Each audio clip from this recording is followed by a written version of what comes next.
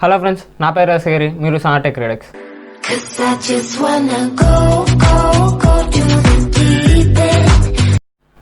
మనం 2 days ముందు మన ఛానల్ అయితే 500 సబ్స్క్రైబర్స్ క్రాస్ చేసింది.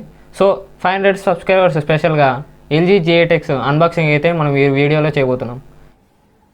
ఈ వారంతో కలిపి ఇంకో 3 వారానికి 2 వీడియోలు అయితే పెట్టబోతున్నాను. ఎందుకంటే నాకు ఎగ్జామ్స్ వస్తున్నాయి. సో వాటికి ప్రిపేర్ అవుతున్నాను కాబట్టి వీడియోలు అయితే తక్కువ వస్తాయి. సో ఎగ్జామ్స్ ఏమైనా నెక్స్ట్ వీక్ నుంచి మనం వారానికి 4 to 5 వీడియోస్ అయితే పెడతాను. సో వీడియో తక్కువ రావడానికి చాలా ఫీల్ అవుతున్నాను. మీరు కూడా అంతవరకు నా ఛానల్ని చూస్తూ ఉండండి. అంతేకాదు ఛానల్కి కొత్తగా వస్తే సబ్స్క్రైబ్ చేయండి, బెల్ ఐకాన్ ప్రెస్ చేయండి. ఈ LG G8X మనం ఫ్లిప్కార్ట్ బిగ్బిలియన్ సేల్లో ఫ్లాష్ సేల్లో కొనడం జరిగింది. సో ఇది లిమిటెడ్ ఎడిషన్ అని పైన స్టిక్కర్ కూడా రాసి ఇచ్చారు. ఈ టోటల్గా 2 బాక్సెస్ అయితే వస్తాయి. ఫస్ట్ మనం మెయిన్ బాక్స్ చూసామంటే ఇందులో ఫోన్, అంతేకాదు కేబుల్, ఇయర్ ఫోన్స్ ఇలాంటివన్నీ సపరేట్గా ఒక బాక్స్, ఇంకోటి డ్యూయల్ స్క్రీన్కి సపరేట్ బాక్స్ అయితే ఇవ్వడం జరిగింది. ఫస్ట్ మనం మెయిన్ బాక్స్ చూద్దాం. బాక్స్ ఓపెన్ చేయగానే లోపల బ్లాక్ కలర్ LG స్ట్రైప్స్తో ఉన్న ఒక క్లాత్ అయితే ఉంటుంది. ఈ క్లాత్ మన ఫోన్ డిస్ప్లే, అంతేకాదు సెక్యూరిటీ డిస్ప్లే, ఇంకా ఏదైనా ఫోన్ని క్లీన్ చేసుకునేకి చాలా బాగుంటుంది. దీనివల్ల స్క్రాచెస్ కానీ ఏదైనా పడడానికి ఛాన్స్ అయితే లేదు. ఇదండి మన ఫోన్. ఇంకా బ్యాక్ సైడ్, ఫ్రంట్ సైడ్ చూసారంటే చాలా బాగుంది. ఇంకా ఫోన్ పక్కన పెట్టి మిగతా బాక్స్ కంటెంట్ చూద్దాం.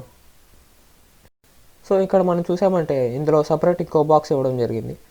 దాని పక్కన పెట్టి మిగతా బాక్స్ కంటెంట్ చూస్తే ఇందులో వైట్ కలర్ బాక్స్ అయితే ఇవ్వడం జరిగింది. అందులో మనకు ప్రీమియం క్వాలిటీ ఇయర్ ఫోన్స్ ఇవ్వడం జరిగినాయి.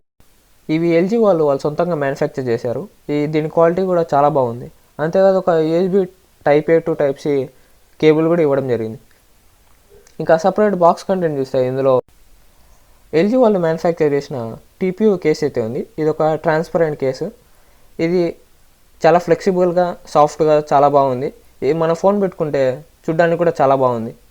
ఇంకా మిగతా బాక్స్లో కంటెంట్ చూస్తే ప్రతి ఫోన్లో మనం చదవని paper work, SIM ejector tool, అంతేకాదు వారంటీ కార్డు కూడా ఇవ్వడం జరిగింది.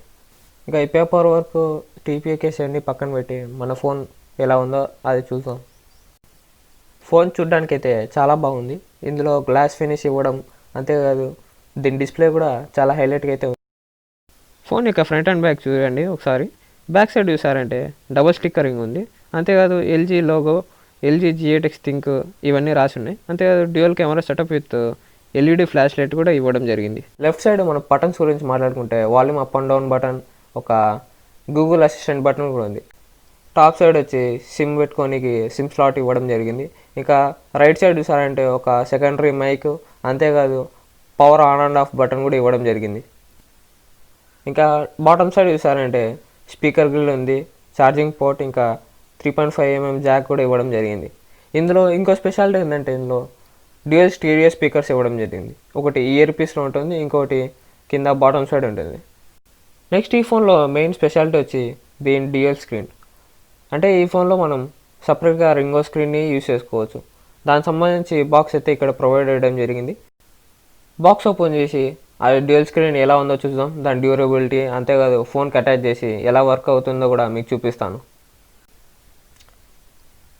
బాక్స్ ఓపెన్ చేసిన వెంటనే మన డ్యూయల్ స్క్రీన్ అయితే మనకు కనిపిస్తుంది. ఇది చాలా బ్రైట్గా అయితే ఉంటుంది. అంతేకాదు దీనిపైన మనం ఈ ఫోన్కి ఎలా అటాచ్ చేయాలి, అంతేకాదు ఎలా యూజ్ చేయాలో దానికి సంబంధించిన ఇన్స్ట్రక్షన్స్ కూడా ప్రింట్ అయితే ఇవ్వడం జరిగింది. స్టెప్ బై స్టెప్ మనం ఎలా ఇన్స్టాల్ చేయాలో దానికి సంబంధించిన ప్రింట్ అయితే ఇవ్వడం జరిగింది.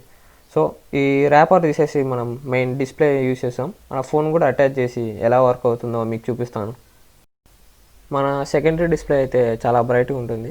అంతేకాదు ఓపెన్ చేయగానే లెఫ్ట్ సైడ్ వచ్చి మన స్క్రీన్ అయితే ఉంటుంది. రైట్ సైడ్ ఒక ఫోమ్ అయితే ఇచ్చారు. అందులో ఒకటి చిన్న కంపోనెంట్ అయితే ఇచ్చారు. దాని గురించి తర్వాత మాట్లాడదాం. ఇక్కడ పైన చూసారంటే పైన కూడా చిన్న సెకండరీ డిస్ప్లే అయితే ఇచ్చారు. అది కూడా ఫోన్ పెట్టినాక మీకు కనిపిస్తుంది. మనం ఫోన్ పెట్టి వాడేటప్పుడు ఈ ఫోన్ వచ్చి ఫోల్డబుల్ ఫోన్ లాగా అనిపిస్తుంది. అంతేకాదు దీని మధ్యలో ఉండే హింజ్ మెకానిజం కూడా చాలా స్ట్రాంగ్ ఉంటుంది. ఈ సెకండరీ డిస్ప్లేలో ఇంకో చిన్న కాంపోనెంట్ అయితే ఇచ్చారు. అదేంటంటే మనం ఫోన్ పెట్టి వాడేటప్పుడు ఛార్జింగ్ పెట్టడానికి వీలైతే ఉండదు. సో ఒక మ్యాగ్నెటిక్ పోర్ట్ అయితే ఇవ్వడం జరిగింది. ఈ పోర్ట్ అనేది మనం ఛార్జింగ్ పెట్టుకోనికి యూజ్ అవుతుంది. అది కూడా కొంచెం పవర్ఫుల్ మ్యాగ్నెట్ ఇవ్వడం జరిగింది. సో ఇది కొంచెం దూరంలో పెట్టిన అదంతా అది అతుక్కుంటుంది. సెకండరీ డిస్ప్లే పెట్టి ఫోన్ వాడే ముందు మనం ఫోన్ అయితే ఆన్ చేసుకుందాం. ఫోన్ ఆన్ అయ్యేలోపు దీనికి సంబంధించిన స్పెసిఫికేషన్స్ అన్నీ మన డిస్ప్లేలో కనిపిస్తాయి, ఒకసారి చూసేయండి.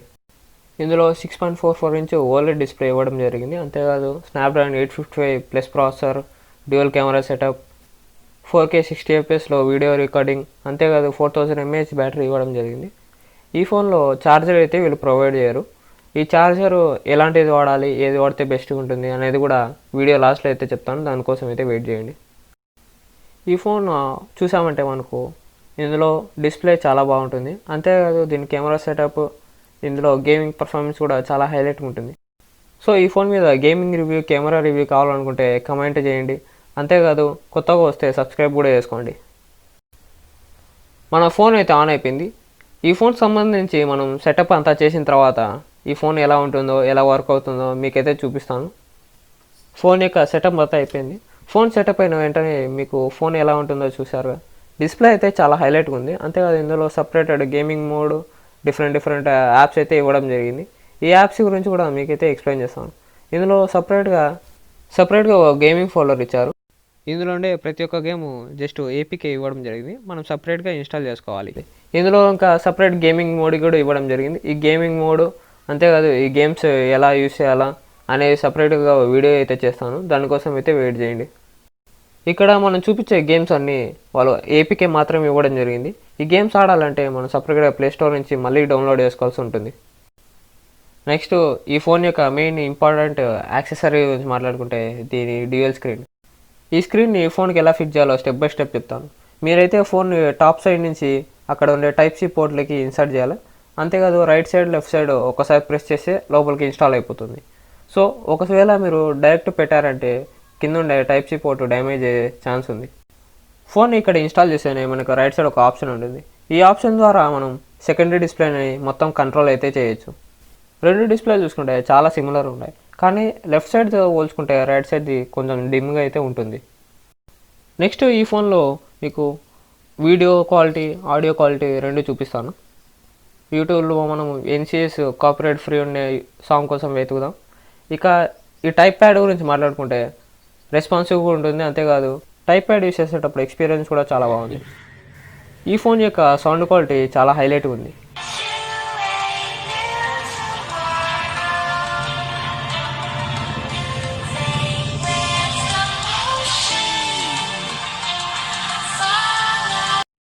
ఒకసారి మీరే వినండి, ఎందుకంటే ఇందులో డ్యూయల్ స్టీరియో స్పీకర్స్ ఇవ్వడం జరిగింది. ఒకటి బాటమ్ సైడ్, ఒకటి ఇయర్ పీస్లో ఫ్రంట్ సైడ్కి వస్తుంది. నెక్స్ట్ మీకు ఫోన్ యొక్క స్క్రీన్ డిస్ప్లే క్వాలిటీ ఎలా ఉందో ఒకసారి చూపిస్తాను. ఇందులో ఒక వీడియో అయితే ప్లే చేస్తాను, అందులో సౌండ్ అయితే మీకు పెట్టాను, ఎందుకంటే కాపీరైట్ ఇష్యూ వస్తుంది కాబట్టి.